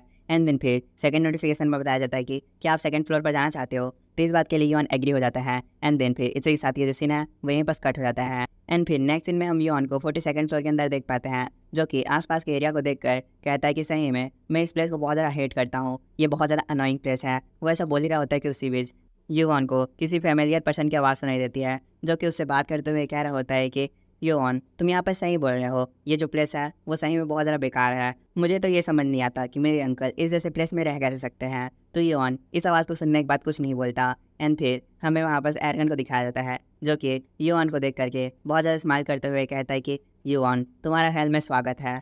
एरगन के ऐसा कहने के बाद ये जो सीन है वो यहीं पर कट जाता है। फिर नेक्स्ट सीन में हम एक क्रिएचर को देख पाते हैं, जो कि क्रो जैसे रहता है। एंड फिर हमें दोबारा से हमारे यूऑन और एरगन को दिखाया जाता है। जो यूऑन है वो एरगन से बात करते हुए कहता है कि एरगन सही में तुमने यहाँ पर बहुत ज़्यादा क्रिंज हरकत की। तो इसके रिप्लाई में एरगन कहता है कि नहीं, मैं बहुत ज़्यादा हैप्पी था इसीलिए मैंने ऐसा बोला। तो इस बात को सुनने के बाद यूऑन थोड़ा सा फेस बना करके एरगन से बात करते हुए कहता है कि तो एरगन तुम्हें मेरे यहाँ पास आने से बहुत ज़्यादा खुशी महसूस हो रही है। तो इस बात को सुनने के बाद एरगन बहुत ज़्यादा शर्मा जाता है और कहता है कि नहीं जरा रुको, ऐसी बात नहीं है, बस मैं ऐसे ही हैप्पी हूँ। तो एरगन की इस बात को सुनने के बाद यूऑन वहाँ बस कुछ नहीं कहता। एंड फिर वो थोड़ा सीरियस हो जाता है एंड अपने मन में अपने आप से बातें करते हुए कहता है कि जब मैं पास में नहीं आया था, जब मैं पिछले वाले टाइमलाइन में था, तब भी मैं 42nd फ्लोर के अंदर बिल्कुल भी इंटरेस्टेड नहीं था, क्योंकि ये एक ऐसा प्लेस है जिसके अंदर सही में कुछ भी नहीं है। यहाँ आपस की जो एयर है उसमें भी मेरे को सांस लेने में बहुत ज़्यादा प्रॉब्लम हो रही है। यूऑन ऐसा बोल ही रहा होता है कि उसी बीच जो एरगन है वो यूऑन से बात करते हुए कहता है कि यूऑन अगर मैं सही बताऊं तो मैंने तुम्हारे बारे में बहुत सारे रूमर सुन रखे हैं कि तुमने पिछले फ्लोर्स में बहुत सारे ओलंपियंस को बहुत बुरी तरीके से मारा है। तो इस बात को सुनने के बाद यूऑन एरगन को रिप्लाई देते हुए कहता है कि तो ज़रा देखो ये जो खबर है वो तुम्हारे कान तक पहुँच ही गई। तो इसके रिप्लाई में एरगन उसे कहता है कि हाँ तुम यहाँ पर सही बोल रहे हो, ये जो खबर है वो बस मेरे कानों तक नहीं पहुँची है, ये पूरे ओलंपस में पहुँच चुकी है। एंड जो ओलंपस है वो पूरी तरीके से तुम्हारी अब दुश्मन बन चुकी है। तो इसके रिप्लाई में यूऑन उसे कहता है कि तो आखिर में इसमें गलत क्या है। तो इसके जवाब में एरगन यूऑन से बात करते हुए कहता है कि यूऑन मुझे बस यहाँ पर तुम्हारी थोड़ी फिक्र हो रही है, क्योंकि जो ओलंपस है वो बहुत ज़्यादा पावरफुल है और तुम अभी भी ओलंपस के सामने अच्छे तरीके से नहीं टिक पाओगे। तो इसीलिए तुम अपने जितने भी सारे कदम हैं उनको थोड़ा सोच समझ कर रखो। तो इस बात को सुनने के बाद यूऑन अपने मन में अपने आप से बातें करते हुए कहता है कि ज़रा देखो तो एरगन को सही में बहुत ज़्यादा फिक्र है, इसीलिए ये इन सारी बातों को मेरे को बोल रहा है। यूऑन ऐसा सोच ही रहा होता है किसी बीच एरगन यूऑन से बात करते हुए कहता है कि यूऑन ज़रा सामने देखो, हमें जहाँ पर जाना है हम वहाँ पर सब कुछ देर में पहुँच जाएंगे। एरगन कैसे कहने के बाद हमें उसके सामने में एक गुफा को दिखाया जाता है। तो इसे देख करके यूऑन एरगन से बात करते हुए कहता है कि तो एरगन क्या तुम पूरी तरीके से श्योर हो कि ये वही गुफा है जिसके अंदर हमें जाना है। तो इसके रिप्लाई में एरगन उसे कहता है कि हाँ मैं पूरी तरीके से श्योर हूँ कि हमें इसी गुफा के अंदर जाना है। ये बोलने के बाद वो दोनों जने गुफा के अंदर चले जाते हैं। एंड देन फिर यूऑन थोड़ी दूर चलने के बाद अपने मन में अपने आप से बातें करते हुए कहता है कि मैंने जितना एक्सपेक्ट किया था ये गुफा उससे भी बहुत ज़्यादा लंबा है, हमें करीबन 10 मिनट हो गया चलते चलते, फिर भी से अभी तक हम इसके अंत तक नहीं पहुँचे हैं। यूऑन इन सारी बातों के बारे में सोच ही रहा होता है कि उसी बीच वो किसी चीज़ को देखता है और थोड़ा हैरान होते हुए एरगन को कहता है कि एरगन वापस अपनी लाइटनिंग से अटैक करो। तो इस बात को सुन करके एरगन अपनी लाइटनिंग से सामने अटैक करता है, जिस वजह से वापस उसकी लाइटनिंग आसपास फैलने लगती है। एंड जैसे ही लाइटनिंग वापस फैलती है हम वापस कुछ क्रिएचर्स को देख पाते हैं। तो उसे देख करके एरगन यूऑन से बात करते हुए कहता है कि जरा देखो ये जो क्रिएचर हैं वो बहुत सारे हैं। एरगन कैसे कहने के बाद हमें उन दोनों के सामने बहुत सारे डॉग जैसे क्रिएचर को दिखाया जाता है, जिनको देख करके यूऑन अपने मन में कहता है कि इन सारे डॉग्स को देख करके मुझे ऐसा लग रहा है कि उस पर्सन को पहले से ही पता था कि हम लोग यहाँ पर आने वाले हैं, इसीलिए उसने इन सारी चीज़ों को प्रिपेयर करके रखा था। ये बोलने के बाद यूऑन उन डॉग्स की तरफ आगे बढ़ जाता है एंड कहता है कि अब बहुत हुआ, मुझे अब ये खेल नहीं खेलना। ये बोलने के बाद वो अपनी आइडेंटिफिकेशन स्किल को ऑन कर लेता है एंड वो जो डॉग्स रहते हैं उनको मारने लगता है। एंड फिर उन लोग से बात करते हुए कहता है कि तो मेरे ख्याल से मुझे यहाँ पर इस फाइट को जल्दी ख़त्म करने के लिए उस टेक्निक का यूज़ करना ही पड़ेगा। ये बोलने के बाद यूऑन उन डॉग्स को और भी मारता है एंड देन अपनी आइडेंटिफिकेशन स्किल को और भी बहुत ज़्यादा पावर पे यूज़ करने लगता है। तो फिर इसे देख करके वो जो डॉग रहता है वो लोग बहुत ज़्यादा डर जाते हैं एंड जो डॉग है वो हमारे यूऑन के पीछे हरकुलिस को देख पाते हैं एंड अचानक से यूऑन से दूर हट जाते हैं। तो इस चीज़ को देखने के बाद यूऑन अपने मन में अपने आप से बात करते हुए कहता है कि जरा देखो तो ये डॉग्स अभी भी हरकुलिस से उतना ही ज़्यादा डरते हैं जितना पहले डरते थे। एंड फिर यूऑन हमें बताता है कि हरकुलिस ने पास्ट में इन डॉग्स को बहुत बुरी तरीके से मारा था, इसीलिए ये डॉग्स हरकुलिस से बहुत ज़्यादा डरते हैं एंड यहाँ पर मैं हरकुलिस की जगह आइडेंटिफिकेशन स्किल का यूज़ कर रहा हूँ, तो इसे देख करके ये लोग मेरे से भी डर रहे हैं। इन सारी बातों को बोलने के बाद योन सामने देखने लगता है और अपनी सिंगल साइड को एक्टिवेट कर लेता है एंड कहता है कि मेरे ख्याल से अब ये इनफ है, अब तुम्हें बाहर आ जाना चाहिए। योन कैसे बोलने के बाद हमें उसके सामने एक पर्सन को दिखाया जाता है जो कि पूरी तरीके से एक ऑरा के अंदर घिरा रहता है एंड जैसे वो सामने बढ़ने लगता है, जो डॉग्स रहते हैं वो अचानक से पीछे हटने लगते हैं। तो इसे देख करके योन अपने मन में कहता है कि तो चलो फाइनली ये यहाँ पर सब पेयर हो गया। एंड हाँ, मैंने जैसे इसके बारे में इमेजिन किया था ये बिल्कुल ही वैसा है, इसका ऑरा बहुत ज़्यादा खतरनाक है। योन इन सारी बातों के बारे में सोच ही रहा होता है कि उसी बीच जो एर्गन रहता है वो जो सामने वाला पर्सन रहता है उससे बात करते हुए कहता है कि मैं जो डार्कनेस की किंग है ओलंपस के स्कॉलर उनको यहाँ पर अपना ग्रीटिंग दे रहा हूँ। उसके ऐसे कहने के बाद हमें उसके सामने एक उसी पर्सन को दिखाया जाता है जो कि और कोई नहीं हेडेस रहता है। एंड देन फिर इसी के साथ ये जो सीन है वो यहीं पर कट जाता है। एंड फिर नेक्स्ट सीन में हम योन और एर्गन को हेडेस के साथ एक टेबल पे बैठा हुआ देख पाते हैं, जहाँ पर योन एक कप को उठा लेता है और कहता है कि ये तो ब्लैक टी है। इसके रिप्लाई में जो हेडेस रहता है वो कहता है कि जरा देखो तो तुमने आखिर में इस टी को इतनी आसानी से कैसे पहचान लिया, बट हाँ तुम यहाँ पे सही हो, ये एक ब्लैक टी है। ये सुनने के बाद योन उस टी को कंज्यूम कर लेता है, जिस वजह से वहाँ पर उसके पास कुछ नोटिफिकेशन आने लगता है जिसमें उसे बताया जाता है कि आपको जो माना है वह यहाँ पे सब रिकवर हो रहा है क्योंकि आपने हेल्थ ग्रास टी को कंज्यूम किया है। तो इस चीज़ को देखने के बाद योन थोड़ा शॉक हो जाता है। योन कहता है कि जरा देखो जो हेल्थ ग्रास टी है वो सही में बहुत ज़्यादा रेयर आइटम है, बट ये पर्सन हमें इतनी आसानी से उसे कंज्यूम करने का मौका दे रहा है। योन इन सारी बातों के बारे में सोच ही रहा होता है कि उसी बीच हेडेस योन से बात करते हुए कहता है कि मुझे अभी भी यहाँ पर बिलीव नहीं हो रहा है कि तुम जैसे बच्चे ने जो उसके लाइटनिंग बोल्ट को स्टॉप कर दिया था। तो इसके रिप्लाई में योन उसे कहता है कि अगर मैं सही बोलूँ तो मैं उसे स्टॉप नहीं कर पाता, बट इस चीज़ में मेरी मदद वो कॉन्ग ने की थी, इसीलिए मैं इसको स्टॉप कर पाया था। तो इस बात को सुनने के बाद जो हेडेस है वो एर्गन से बात करते हुए कहता है कि एर्गन तुम हमेशा योन का साथ देना और उसी का साइड रहना। तो इसके रिप्लाई में एर्गन से कहता है कि हाँ जो योन है वो बहुत ज़्यादा ट्रस्टवर्दी है और मैं अंत तक योन के ही साथ रहूँगा। तो इस बात को सुनने के बाद हेडेस एर्गन से दोबारा बात करते हुए कहता है कि जरा देखो तो तुमने यहाँ पर रिप्लाई देने से पहले थोड़ा सा भी हेजिटेट नहीं किया, इसका मतलब सही में तुम योन को अपना एक बहुत अच्छा फ्रेंड मानते हो। ये बोलने के बाद हेडेस कुछ समय के लिए शांत जाता है एंड फिर योन से बात करते हुए कहता है कि योन जब तुम मेरे डॉग से फाइट कर रहे थे तब मैंने एक बात नोटिस की थी, और वो बात यह है कि तुम मुझसे किसी चीज़ को छुपा रहे हो, बट मुझे इसका रीज़न नहीं पता कि आखिर में तुम मेरे से किसी चीज़ को क्यों छुपा रहे हो। ये बोलने के बाद हेडेस कुछ समय के लिए शांत जाता है एंड फिर थोड़ी देर बाद हेडेस बहुत ज़्यादा सीरियस आवाज़ में योन से बात करते हुए कहता है कि मुझे वो लोग बिल्कुल भी पसंद नहीं जो मुझसे किसी प्रकार का सीक्रेट रखे, और मैं उन लोगों पर आसानी से भरोसा भी नहीं करता। तो इस चीज़ को ऐसा होता हुआ देख करके योन थोड़ा परेशान जाता है एंड अपने मन में अपने आप से बातें करते हुए कहता है कि मैंने जैसे एक्सपेक्ट किया था यहाँ पर हेडेस से डील करना आसान बात नहीं है। योन इन सारी बातों के बारे में सोच ही रहा होता है कि उसी बीच जो हेडेस है वो दोबारा से योन से बात करते हुए कहता है कि वैसे मैं सही बोलूँ तो मुझे तुम पर पहले ट्रस्ट नहीं था, बट मैंने इफेस्टोस मतलब वेलकैरो से तुम्हारे बारे में कुछ पूछा था और उसने मुझे बोला था कि अगर मैं तुम पर ट्रस्ट करूँ तो मैं कभी रिग्रेट नहीं करूँगा, तो इसीलिए मैं यहाँ पर तुम पर बहुत ज़्यादा ट्रस्ट कर रहा हूँ।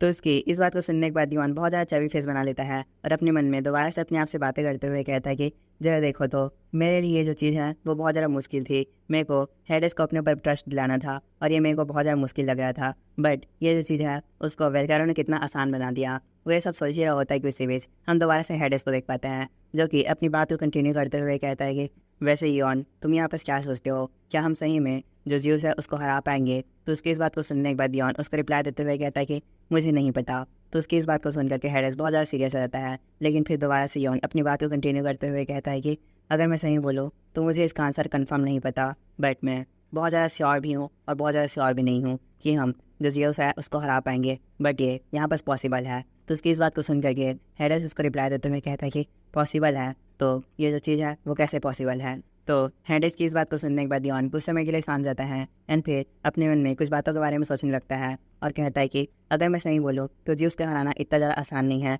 बट मैं अगर हेवनली डिमोनिक कल्ट की हेल्प लूँ तो ये चीज़ थोड़ी पॉसिबल है। अगर जो हेवनली डिमोनिक कल्ट है वो हेडेस के साथ मिल जाए तो हमें ज्यूस के साथ फाइट करने में बहुत ज़्यादा हेल्प मिलेगी और हम जो सेकेंड जगेंटोमेंसिया है उसको भी रोक पाएंगे। तो इन सारी बातों को सोचने के बाद योन हेडेस से बात करते हुए कहता है कि हेडेस अगर तुम मुझ पर सही में भरोसा करते हो तो मेरे पास एक तरीका है जो ज्यूस है उसको रोकने का। तो इस बात को सुनने के बाद हेडेस योन से बात करते हुए कहता है कि योन क्या तुम्हें ये थोड़ी लग रहा है कि तुमने एक बार ज्यूस का थंडरबोल्ट रोक लिया तो तुम उसे हरा भी आओगे। तो इस बात को सुनने के बाद योन हेडेस को कहता है कि नहीं, मैं ज्यूस को नहीं हरा सकता, बट एक जो पर्सन है वो जिसको हरा पाएगा और वो ओलंपस के टॉप गॉड में से एक है। तो इस बात को सुनने के बाद जो हेडेस है वो थोड़ा परेशान होते हुए यून से कहता है कि यून, अगर तुम्हें नहीं पता तो मैं बता दूँ, मैं ओलंपस के टॉप 3 गॉड में से एक हूँ, और जो सेकंड है वो पोसाइडन है, जिसको जिस ने पहले ही अंडरग्राउंड प्रिजन के अंदर कैद करके रख दिया है। जब जिसने तुम पर लाइटनिंग बोल्ट से अटैक किया था तो उसी समय पोसाइडन ने मौका देख करके जिसके ऊपर पीछे से अटैक किया था, बट जी उसने पोसाइडन को हरा दिया और उसे अंडरग्राउंड प्रिजन के अंदर कैद करके रख दिया। हे भाई लोग, मैं दोबारा से यहाँ पर तुम लोग को किसी चीज़ के बारे में बताने और कुछ बातों को याद दिलाने आ गया हूँ। तो अगर तुम लोग ये सोच रहे हो कि आखिर में यहाँ पर चल क्या रहे हैं, तो मैं बेसिकली तुमको बता दूँ, यहाँ पर जो यून, एर्गन और हेडेस हैं वो आपस में मिल करके जिसको हराने का प्लान बना रहे हैं। और तुम लोग सोच रहे होगे कि आखिर में एर्गन और हेडेस यून के साथ मिल क्यों रहे हैं, वो लोग भी तो ओलंपस से ही है ना। तो मैं तुमको बता दूँ, जो एर्गन है उसने जैसे ही वेलकेरो के पास के बारे में जाना था, उसने ओलंपस के लिए अपना जो नज़रिया है उसको पूरी तरीके से बदल दिया था, और तब से वो यून के साइड आ गया था। और जो हेडेस है वो भी जो उसकी हरकतों से पूरी तरीके से परेशान हो गया है, तो इसीलिए वो भी यून की मदद कर रहा है जिसको हराने के लिए। एंड अगर तुम लोग को याद होगा तो लैंसलॉट वाले आर्क में जो ज्यूस है उसने लाइटनिंग बॉल से जैसे ही यून के ऊपर अटैक किया था, उसी समय पोसाइडन और उसके बीच में लड़ाई हुआ था जिसमें पोसाइडन हार गया था। एंड उसी वजह से पोसाइडन अब यहाँ पर सील हो चुका है। तो इसी के साथ हम अपनी जो स्टोरी है उसको कंटिन्यू करते हैं।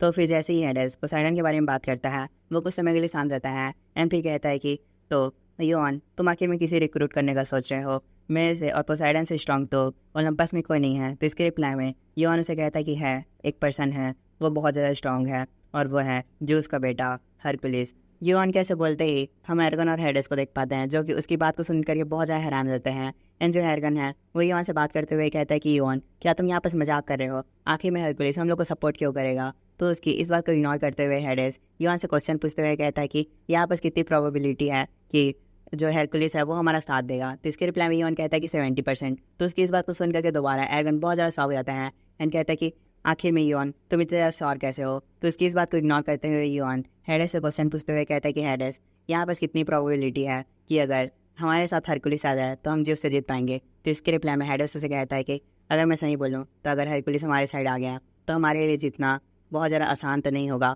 बट बहुत ज़्यादा मुश्किल भी नहीं होगा। तो उसकी इस बात को सुनने के बाद यून वहाँ पर टेबल से उठ जाता है। तो इसे देखने के बाद एर्गन यून से क्वेश्चन पूछते हुए कहता है कि आखिर में तुम कहाँ जा रहे हो। तो इसके रिप्लाई में यून एर्गन को कहता है कि मुझे 40 फ्लोर पर फर्स्ट जाना पड़ेगा अगर मुझे हरकुलिस को अपने साथ लाना है, तो क्योंकि वहाँ पर बहुत सारे प्रॉब्लम हैं जिनको मेरे को सॉल्व करना है। तो उसकी इस बात को सुन करके एर्गन दोबारा शॉक हो जाता है एंड कहता है कि 40 फ्लोर। एर्गन अपनी बात को कंप्लीट कर पाता उससे पहले वहाँ पर हेडेस बोल करता है और कहता है कि यून, अगर तुम 40 फ्लोर पर जा रहे हो तो वहाँ पर थोड़ा संभल के रहना, क्योंकि वहाँ पर एक पर्सन रहता है जो कि तुम्हें हार्म पहुंचा सकता है। तो इसके रिप्लाई में यून कहता है कि हाँ, मुझे पता है, और अगर मैं सही बोलूँ तो मैं उसी पर्सन को वहाँ पर मारने जा रहा हूँ। तो उसकी इस बात को सुनने के बाद जो हेडेस है वो वहाँ पर से जाने लगता है और अपने मन में यून के बारे में कुछ बातों को सोचने लगता है और कहता है कि ये जो पर्सन है वो सही बहुत ज़्यादा पावरफुल है और मुझे इसे एक बच्चे की तरह ट्रीट नहीं करना चाहिए, क्योंकि इसने अभी तक जितनी भी सारी अचीवमेंट अनलॉक की है वो लिटरली बहुत ज़्यादा खतरनाक है। ये सारी बातें सोचने के बाद हेडेस थोड़ा सामने चलने लगता है और यून से कहता है कि यून, आज बहुत ज़्यादा रात हो गई है, तो इसीलिए तुम लोग यहाँ बस आज रेस्ट कर लो, उसके बाद कल तुम 40 फ्लोर के अंदर चले जाना। एंड एर्गन, कल तुम अपने भाई अपोलो से मिलने चले जाना। तो इस बात के लिए वहाँ पर जो एर्गन है वो भी रेडी हो जाता है और यून भी रेडी हो जाता है एंड फिर हेडेस सामने चलने लगता है और कहता है कि मैं कल जो एसगार्ड है उसके साथ कुछ मीटिंग करने जाऊँगा। ये बोल करके हेडेस वहाँ पर से चले जाता है एंड फिर हमें एर्गन और हमारे यून को दिखाया जाता है जो कि दोबारा से अपना प्रोमैच स्टार्ट कर देते हैं। एंड एर्गन यून से बात करते हुए कहता है कि यून, क्या यहाँ पर सुबह भी होती है। तो इसके रिप्लाई में यून उसे कहता है कि क्या पता होती होगी।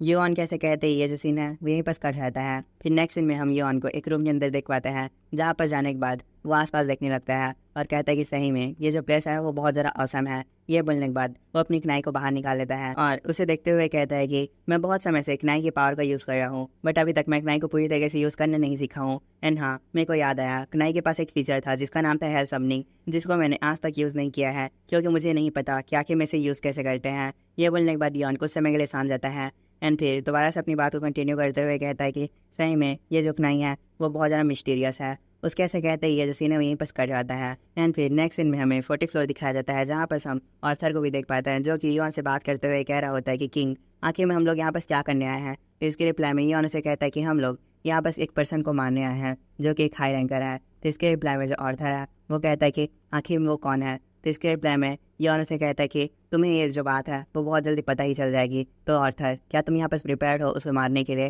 तो इसके रिप्लाई में आर्थर उसे कहता है कि हाँ, मैं यहाँ पर पूरी तरीके से रेडी हूँ, आप बस ऑर्डर दीजिए और मैं सारे लोगों को मार दूंगा। उसके ऐसे कहने के बाद ये जो सीन है वो दोबारा से कट हो जाता है एंड फिर हमें थोड़ी देर बाद का सीन दिखाया जाता है। हम एक पैलेस को देख पाते हैं जिसके बाहर बहुत ज़्यादा खून लगा रहता है एंड फिर हम एक पर्सन को देख पाते हैं जो कि सामने देख कर कहता है कि आखिर में तुम लोग यहाँ पर करना क्या चाहते हो। उसके बाद हमें उसके सामने में आर्थर और हमारी को दिखाया जाता है जो लोग की फाइट करते हुए बहुत सारे लोग को मारते रहते हैं एंड जो सारे लोग हैं वो लोग इन लोग को देख करके बहुत ज़्यादा डरने लगते हैं एंड फिर उनमें से कुछ लोग योन और आर्थर से बात करते हुए कहता है कि आखिर में तुम्हें पता भी है कि तुम लोग यहाँ पर कर क्या रहे हो और वैसे तुम लोग हो कौन और यहाँ पर तुम लोग करने क्या आए हो। तो इसके रिप्लाई में योन उन लोग से बात करते हुए कहता है कि मैं किम योन यहाँ पर हेरा और ज्यूस के बेटे एरेस को यहाँ बस फाइट के लिए चैलेंज करने आया हूँ। योन के ऐसे कहने के बाद हमें दूसरे सीन में एरेस को दिखाया जाता है जो कि अपने थ्रोन पर बैठा रहता है, बट उसी समय उसके पास कोई पर्सन आता है और उससे बात करते हुए कहता है कि कमांडर, हमारे ऊपर किसी ने अटैक कर दिया। तो उसकी इस बात को सुनने के बाद एरेस उल्टा उसी के ऊपर अटैक कर देता है और फिर अपने थ्रोन से खड़ा हो जाता है और कहता है कि आखिर वो कौन है। तो उसकी इस बात को सुन करके गेट के पास से एक सिपाही बहुत जोर से चिल्लाता है और कहता है कि माय लॉर्ड, वो योन है और वो यहाँ पर अंदर आ रहा है। तो उसकी इस बात को सुनने के बाद एरेस थोड़ा हैरान होता है और कहता है कि किम योन। वो ऐसा सोच ही रहा होता है कि उसी बीच हमें उस पर्सन को दिखाया जाता है जो कि अपनी बात को कंटिन्यू करते हुए कहता है कि माय लॉर्ड, वो यहाँ पर सबको चैलेंज करने आया है फाइट के लिए। वो ऐसा बोल ही रहा होता है कि उसी बीच किंग आर्थर उसके पीछे आता है और वो जो पर्सन रहता है उसको मार देता है।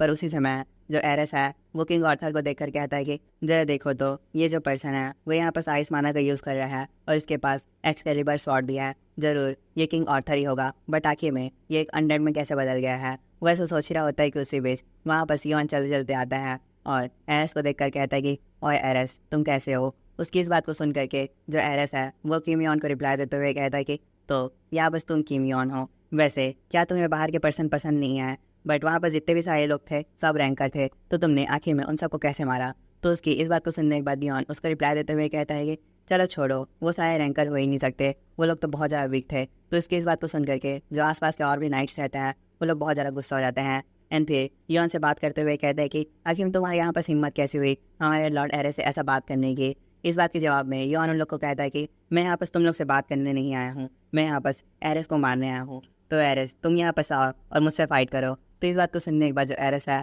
वो हंसने लगता है और कहता है कि आखिर में मैं तुमसे यहाँ पर फाइट क्यों करूँ, एंड बाय द वे मुझे यहाँ पर तुम्हें मारकर मिलने ही क्या वाला है। तो उसकी इस बात को सुनने के बाद योन वापस अपने आर्मर की माना को रिलीज़ करने लगता है जो कि सी स्टोन की माना रहता है। तो उसे देख करके एरेस थोड़ा हैरान हो जाता है एंड कहता है कि सी स्टोन, ये सी स्टोन है। वैसा सोच ही रहा होता है कि उसी बीच उसके बगल वाला नाइट एरेस से बात करते हुए कहता है कि माय लॉर्ड, आपको यहाँ पर अपने हाथ गंदे करने की ज़रूरत नहीं है, इस जैसे कमज़ोर पर्सन को तो मैं खुद ही मान लूँगा। तो इसके रिप्लाई में जो एरेस है वो उसको कहता है कि रुको, यहाँ पर ये जो पर्सन है उसे मैं अकेले अकेले फाइट करना चाहता हूँ। ये बोलने के बाद वो युवान से बात करते हुए कहता है कि युवान, तो अगर तुम चाहते हो मेरे से फाइट करना तो ठीक है, बट अगर तुम हार गए तो मैं यहाँ पर तुम्हारे जो सी स्टोन है उसको ले लूँगा। तो फिर इसके रिप्लाई में युवान उसे कहता है कि वैसे तो मैं यहाँ पर हारने नहीं वाला, बट अगर मैं हार गया तो तुम्हें मुझे मारना पड़ेगा इस सी स्टोन को लेने के लिए। तो इस बात के रिप्लाई में जो एरेस है वो युवान को कहता है कि ठीक है, अगर तुम यही चाहते हो तो मैं तुम्हें मार दूंगा। ये बोलने के बाद एरेस अपने जो कवच रहता है उसको पहन लेता है और कहता है कि जो सी स्टोन है वो मेरा है। तो एरेस की इस बात को सुनने के बाद योन वापस फाइट करने के लिए रेडी हो जाता है और आर्थर को ऑर्डर देते हुए कहता है कि आर्थर, अगर किसी भी पर्सन ने हमारी फाइट के बीच में इंटरप्ट किया तो तुम उसे जान से मार देना। ये बोलने के बाद योन एरेस की तरफ अटैक कर देता है एंड जो एरेस है वो भी हमारे योन की तरफ अटैक कर देता है, जिससे दोनों के जो स्वॉर्ड है वो आपस में टकराती है, जिस वजह से आसपास थोड़ा ब्लास्ट होने लगता है। लेकिन जो एरेस है वो बहुत ज़्यादा स्माइल करने लगता है और हमारे योन के ऊपर अटैक करता है, जिसकी वजह से योन थोड़ा पीछे हो जाता है। एंड फिर जो एरेस है वो योन से बात करते हुए कहता है कि जरा देखो तो तुम्हारे पास यहाँ पास एक अनडेड है जो कि आर्थर है, शायद तुम एक नेक्रोमेंसर हो गए। तो इसके रिप्लाई में योन से कहता है कि अगर मैं सही बोलूँ तो हाँ, तुम मुझे नेक्रोमेंसर बोल सकते हो, बट आर्थर मेरा कोई टूल नहीं है, वो मेरा एक भाई है। योन ऐसा बोल कर कुछ समय के लिए शांत जाता है एंड फिर एरेस से बात करते हुए कहता है कि तुम यहाँ पर थोड़ा सा भी पीछे मत हटना और अपनी फुल पावर से यहाँ पर मेरे से फाइट करना। तो इस बात को सुनने के बाद जो एरेस है वो भी योन से फुल पावर पर फाइट करने के लिए रेडी हो जाता है एंड फिर उसी बीच एरेस योन के ऊपर एक अटैक करता है एंड जो योन है वो भी एरेस के ऊपर अटैक करता है, जिस वजह से दोनों की स्वॉर्ड आपस में टकराती है एंड वहाँ पर थोड़ा सा ब्लास्ट होता है, दोनों ही थोड़ा पीछे हटते हैं। फिर इसी बीच योन वापस अपनी सीनरी साई और सेंसरी जोन स्किल को एक्टिवेट कर लेता है और जो एरेस है उनको मूव को प्रोजेक्ट करने का ट्राई करता है। लेकिन उसी बीच जो एरेस है वो आसमान पर छलांग लगाता है और योन के ऊपर से अटैक कर देता है, जिस वजह से वहाँ पर एक बहुत बड़ा ब्लास्ट होता है। बट योन उसके अटैक को डॉज कर लेता है एंड वहाँ पर अपनी जैगेंटिफिकेशन स्किल को ऑन कर लेता है और जो नाई है उसकी पावर को यूज़ करके एरेस के ऊपर एक स्ट्राइक कर देता है, जिस वजह से एरेस के मुंह से ब्लड जाने लगता है। तो इस चीज़ को देख करके एरेस बहुत ज़्यादा शॉक हो जाता है एंड कहता है कि तुम यहाँ पर एक अच्छे तरीके से रैंकर भी नहीं बने हो और आखिर में तुम एक हाई रैंकर को इतने अच्छे से टक्कर कैसे दे सकते हो। तो इसके रिप्लाई में योन वहाँ पर बहुत ज़्यादा स्माइल करने लगता है और कहता है कि जरा देखो तो यहाँ पर कोई शायद मेरी पावर से बहुत ज़्यादा जेलस हो रहा है। तो इस बात को सुनने के बाद जो एरेस है वो बहुत ज़्यादा गुस्सा हो जाता है और योन को कहता है कि आखिर में तुम्हारी ऐसा कहने की हिम्मत कैसे हुई। वैसा बोल ही रहा होता है कि उसी बीच उन दोनों की स्वॉर्ड वापस से टकराने लगती है एंड फिर जो एरेस है वो हमारे योन के ऊपर एक अटैक करता है, बट योन उसका अटैक को डॉज करता है एंड फिर कहता है कि चलो तो शायद मुझे अब तुम पर इस चीज़ से अटैक कर ही देना चाहिए। ये बोलने के बाद योन अपनी थंडर बॉल से एरेस की तरफ अटैक करने लगता है, जिसे देख करके एरेस योन की तरफ आगे बढ़ता है। लेकिन उसी बीच वहाँ पर एक बहुत बड़ा ब्लास्ट होता है, तो इसे देख करके योन कहता है कि जरा देखो इसने यहाँ पर वर्क किया। वैसा बोल ही रहा होता है कि उसी बीच वहाँ पर हमें एरेस का आवाज़ सुनाई देता है जो कहता है कि मुझे माफ़ करना। तो इस बात को सुन करके जो योन है वो बहुत ज़्यादा शॉक हो जाता है एंड फिर उसी बीच जो एरेस है वो हमारी योन की तरफ एक स्लाइस करता है और कहता है कि तुम्हें क्या लगता है कि क्या तुम मेरे फादर की पावर का यूज़ करके मेरे को मार पाओगे। ये बोलने के बाद एरेस थोड़ा स्माइल करने लगता है एंड फिर वो वापस अपनी बहुत ज़्यादा ऑरा को बाहर निकालने लगता है और योन के ऊपर अटैक करने लगता है, जिस वजह से आसपास पूरी तरीके से तबाही मचने लगती है। एंड फिर उसी बीच हमें वहाँ पर एरेस के सबऑर्डिनेट्स को भी दिखाया जाता है जो कि इस चीज़ को देख करके बहुत ज़्यादा शॉक हो जाते हैं एंड कहता है कि जरा देखो जो लॉर्ड एरेस है वो सही में यहाँ पर अपनी बहुत ज़्यादा ऑरा का यूज़ कर रहे हैं। क्या सही में वो वहाँ पर एक हाई रैंकर से ही लड़ रहे हैं। वो ऐसा बोल ही रहे होते हैं कि उसी बीच हमें सामने को दिखाया जाता है जहाँ पर ऑरा से जो हमारे योन और एरेस है वो पूरी तरीके से गिर गए होते हैं एंड फिर हम दोबारा से हमारे योन को देख पाते हैं जो कि एरेस की इन सारी पावर को देख करके कहता है कि सही में जो एरेस है वो बहुत ज़्यादा पावरफुल है एंड इसका माना भी बहुत ज़्यादा खतरनाक है। इसमें कोई शक नहीं कि लोग इसे द वॉर गॉड कहते हैं, बट जरा देखो अभी इसकी आंखों में पूरी तरीके से खून छा चुका है। ये बोलने के बाद योन कुछ समय के लिए शांत जाता है एंड फिर एरेस की तरफ देखने लगता है, तो हम एरेस को देख पाते हैं जो कि योन की तरफ देख करके अपने मन में कह रहा होता है कि जरा देखो तो यहाँ पर योन जैगेंटिफिकेशन स्किल का यूज़ कर रहा है, सीनरी साई का यूज़ कर रहा है एंड मेरे फादर की लाइटनिंग का भी यूज़ कर रहा है। मेरे ख्याल से योन के पास कोई ऐसा आइटम है जिससे वो किसी और की स्किल को भी कॉपी कर सकता है और अगर मैं यहाँ पर योन को मार दूँ तो उसके जितने भी सारे आइटम्स हैं वो सारे मेरे हो जाएंगे, यहाँ तक कि जो सी स्टोन है वो भी मेरा हो जाएगा। ये बोलने के बाद एरेस हमारे योन की तरफ अटैक कर देता है, जिस अटैक को योन बहुत ज़्यादा मुश्किल से ब्लॉक करता है। तो इसे देखने के बाद एरेस अपने मन में दोबारा अपने आप से बातें करते हुए कहता है कि आखिर में योन यहाँ पर इतना ज़्यादा शांत क्यों है, वो एक जगह पर खड़ा क्यों है, वो मेरे पर अटैक क्यों नहीं कर रहा। एरेस इन सारी बातों के बारे में सोच ही रहा होता है कि उसी बीच हम हमारी योन को देख पाते हैं जो कि एरेस की पूरी तरीके से मानव किया रहता है। तो वो वहाँ बस ऑर्थर को आवाज़ देते हुए कहता है कि ऑर्थर अब मैं इन सारी चीज़ों को यहाँ पर ख़त्म करने वाला हूँ, तो प्लीज़ तुम थोड़ा दूर हो जाओ। ये बोलने के बाद योन वहाँ पर अपनी होली फायर को समन कर लेता है। तो इसे देख करके जो एरेस है वो हमारी योन के ऊपर अटैक करता है, लेकिन उसी समय जो एरेस है उसको योन के सामने में जी उसका चेहरा दिखने लगता है। तो इसे देख करके वो थोड़ा शॉक हो जाता है एंड कहता है कि आखिर में कैसा हो सकता है, मैंने एक पल के लिए जो मेरे फादर हैं उनका फेस देखा। एरेस इन सारी बातों के बारे में सोच ही रहा होता है कि इसी बीच योन एरेस से बात करते हुए कहता है कि एरेस तुमने मेरे को बोला था ना कि तुम्हारे फादर की पावर लाइटनिंग है, इसीलिए तुम्हें लाइटनिंग से कुछ नहीं होगा। तो ठीक है, मैं तुम्हें यहाँ पर आज लाइटनिंग से जस्ट अपोजिट पावर दिखाने वाला हूँ। योन ऐसा बोल करके वहाँ पर अपनी हेल्थ समनिंग स्किल को यूज़ करता है, जिस वजह से उसके पास एक नोटिफिकेशन आता है जिसमें उसे बताया जाता है कि जो हेल है वो यहाँ पर किंग ऑफ डेथ को वर्शिप कर रहा है। तो इस नोटिफिकेशन को देख करके योन अपने मन में कहता है कि तो अब मुझे यहाँ पर समझ आ रहा है मेरी कनाई की रियल पावर के बारे में, मैं इसे फील कर पा रहा हूँ। यह जो माना है वो लिमिटलेस है, मेरे अंदर लिटरली बहुत ज़्यादा पावर आ गई है। ये बोलने के बाद योन जो एरेस है उसके ऊपर अटैक करता है, लेकिन उसी बीच जो एरेस है वो उसका अटैक रोक लेता है और बहुत ज़्यादा हंसते हुए कहता है कि देखो योन अब तुम्हें यहाँ पर ज़्यादा स्ट्रगल नहीं करना चाहिए, तुम्हें प्यार से मर जाना चाहिए, क्योंकि मैंने यहाँ पर तुम्हारे सबसे पावरफुल अटैक को इतनी आसानी से रोक लिया। ये बोलने के बाद एरेस बहुत ज़्यादा स्माइल करते हुए योन की तरफ अटैक कर देता है। तो इसे देखने के बाद योन बहुत ज़्यादा स्माइल करने लगता है, क्योंकि उसी बीच जो एरेस है वो हमारे योन के ऊपर अटैक करता है, बट वो अचानक से रुक जाता है। तो इस चीज़ को देख करके वो बहुत ज़्यादा शॉक हो जाता है एंड अपने मन में कहता है कि आखिर में यहाँ बस चल क्या रहा है, मैं अपनी बॉडी को मूव कैसे नहीं कर पा रहा हूँ। तो उसको इस हालत में देख करके योन एरेस से बात करते हुए कहता है कि जरा देखो तो एरेस तुम कितने पागल हो, तुम्हें सही में फाइटिंग का कोई एक्सपीरियंस नहीं है, मैंने नहीं सोचा था कि तुम मेरे ऊपर डायरेक्ट अटैक करोगे। तो उसकी इस बात को सुनने के बाद एरेस अपने मन में कहता है कि आखिर में इसका मतलब क्या है, क्या ये जानबूझकर मेरे से हारा था। तो उसकी इस बात को सुनने के बाद योन एरेस से बात करते हुए कहता है कि एरेस जरा सोचो तो आखिर में क्या होगा जब मैं अपनी कनाई की डार्क माना को तुम्हारे फादर की लाइटनिंग बोल्ट के साथ मिला करके तुम पर अटैक करूंगा। तो जरा सोचो यहाँ पर क्या होगा। तो उसकी इस बात को सुनने के बाद एरेस वहाँ पर कुछ नहीं कह पाता, बट यॉन उसके ऊपर एक स्ट्राइक कर देता है जिसका इम्पैक्ट लिटरली बहुत ज़्यादा बड़ा रहता है। आसपास के जितने भी प्लेस रहता है वो पूरी तरीके से टूट जाता है। एंड फिर हमें जो एरेस के सब ऑर्डिनेट हैं उन लोग को दिखाया जाता है। उनमें से एक पर्सन माइल आउट करके बहुत ज़ोर से चिल्लाने लगता है और कहता है कि आखिर में तुमने हमारे माइल आउट के साथ क्या किया। वैसा बोल ही रहा होता है कि उसी बीच वहाँ पर किंग आर्थर आ जाता है। वो उन लोग से बात करते हुए कहता है कि सॉरी बट तुम लोग यहाँ पर कुछ नहीं कर सकते, और अगर तुम में से किसी भी पर्सन ने आगे बढ़ने की कोशिश की तो मैं तुम्हें यहाँ पर मार दूंगा। तो उसकी इस बात को सुनने के बाद वहाँ पर जितने कई सारे पर्सन रहते हैं वो आगे नहीं बढ़ पाते। एंड देन फिर हमें योआन का हाथ दिखाया जाता है जो कि एरेस की पूरी तरीके से जली हुई बॉडी के पास जाता है और वहाँ पर से किसी चीज़ को पकड़ता है, जिस वजह से वहाँ पर आसपास बहुत ज़्यादा माना इकट्ठा होने लगती है। एंड फिर उसी समय योआन जो एरिस की सोल है उसको भी कैप्चर कर लेता है और अपने मन में कहता है कि जरा देखो तो मैंने यहाँ पर एक हाई रैंकर को पूरी तरीके से धूल में बदल दिया। सही में जो मेरी इकनाई की पावर है वो लिटरली बहुत ज़्यादा खतरनाक है। बट फाइनली मुझे ये जो नेकलेस है वो मिल गया, और ये जो नेकलेस है वो हरकुलिस को मेरे साथ लाने के लिए बहुत ज़्यादा इंपॉर्टेंट है। ये बोलने के बाद योआन थोड़ा सामने बढ़ने लगता है, लेकिन फिर इसी बीच वो रास्ते में रुक जाता है और आसमान की तरफ देखकर कहने लगता है कि मैंने एक्सपेक्ट नहीं किया था कि तुम भी यहाँ पर आ जाओगी। योआन के ऐसे कहने के बाद हमें आसमान में कुछ लोगों को दिखाया जाता है, जिसमें से एक लड़की रहती है जो कि चलते हुए आकर के कहती है कि क्या तुमने सही में एरिस को मार दिया। उसके ऐसे कहने के बाद हमें इस लड़की के बारे में बताया जाता है। यह जो लड़की है उसका नाम एथेना है और ये भी ओलंपस की एक हाई रैंकर है, और ये जो एथेना है वो एरिस की सिस्टर भी है।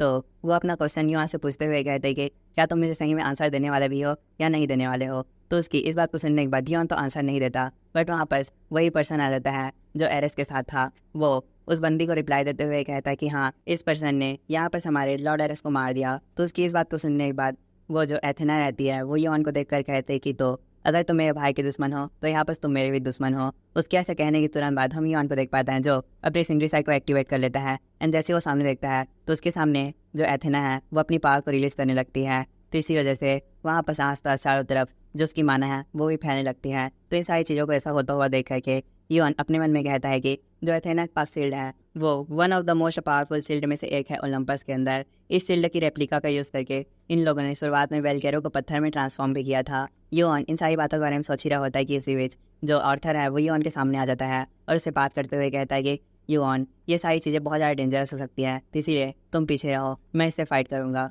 तो उसकी इस बात को सुन करके योआन कहता है कि आर्थर, अब हमें यहाँ पर फाइट करने की ज़रूरत नहीं है। ये बोल करके योआन आसमान की तरफ देखने लगता है और कहता है कि अब तुम्हारी पारी आ चुकी है, क्या तुम नीचे आओगे। ये बोलने के बाद वो थोड़ा चवी फेस बना लेता है और कहता है कि ओए बास्टर्ड, जल्दी से नीचे आओ।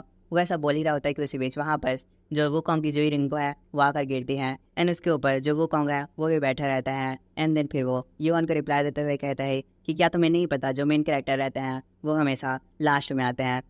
तो हे भाई लोग, ये वीडियो बस यहीं तक था। आई होप तुम लोग ने इस वीडियो को एंजॉय किया होगा, एंड अगर एंजॉय किया है तो पता है क्या करना है, एक लाइक एंड अपने फ्रेंड के साथ शेयर, क्योंकि मैं बहुत दिन बाद अपलोड कर रहा हूँ वीडियो, तो इसीलिए यूट्यूब का रीच थोड़ा डाउन रहेगा, तो इसीलिए चैनल को पुश करने के लिए थोड़ा शेयर भी कर देना।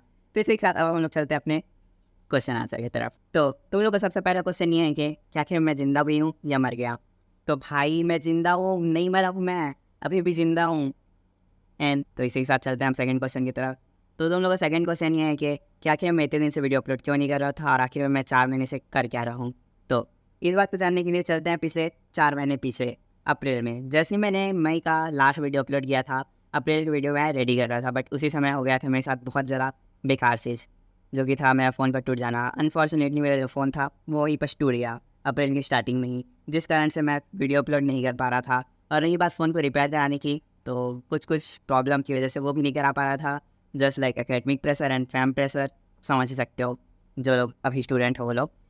तो जैसे कि मैंने बताया कि कुछ प्रॉब्लम की वजह से मैं फ़ोन रिपेयर भी नहीं करा पा रहा था, इसीलिए फिर मैंने सोचा कि मैं अपने पीसी से वीडियो एडिट करके अपलोड करो। तो इसीलिए मैंने पीसी में वीडियो बना भी लिया था, जिसको मैंने कम्युनिटी पोस्ट करके बताया था तुम लोग को। बट उसी समय फिर से मेरे साथ एक बहुत बेकार चीज़ हुआ, जो कि था यूट्यूब का ग्लिच।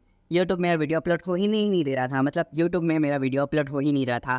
तो इसी कारण से मैं बहुत ज़्यादा टेंशन में आ गया था। तो मैंने सबसे पहले तो यूट्यूब सपोर्ट टीम से बात किया, उन लोगों ने मेरे को बहुत लंबा चौड़ा घुमाया 1-2 हफ्ते तक। एंड देन फिर 20-30 दिन बाद मेरा यूट्यूब चैनल का ग्लिच ख़त्म हुआ।